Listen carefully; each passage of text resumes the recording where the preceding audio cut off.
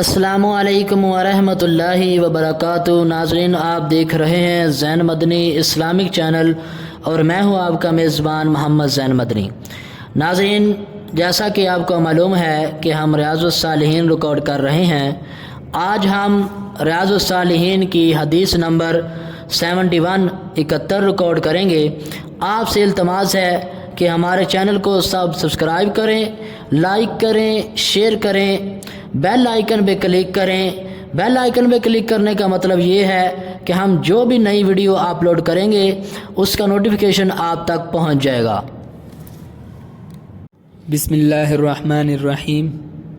ریاض الصالحین جلد اول، باب نمبر 6، باب التقوی، حدیث نمبر 71۔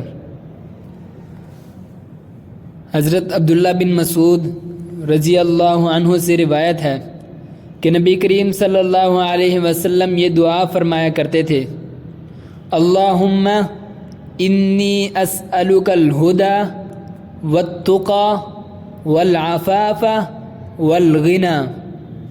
اے اللہ، میں تجھ سے ہدایت، پرہیزگاری، پاک دامنی اور لوگوں سے بے نیازی کا سوال کرتا ہوں۔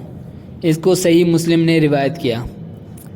اس حدیث کے فوائد و مسائل حافظ صلاح الدین یوسف صاحب نے ذکر کرتے ہوئے پہلا یہ ذکر کیا کہ ہدایت کا مطلب ہے زندگی کے ہر موڑ پر صحیح رہنمائی اور دین خدا پر استقامت، تقوی اور اللہ کا ڈر جو نیکی کا سب سے اہم سبب اور گناہ سے بچنے کا ایک بڑا ذریعہ ہے۔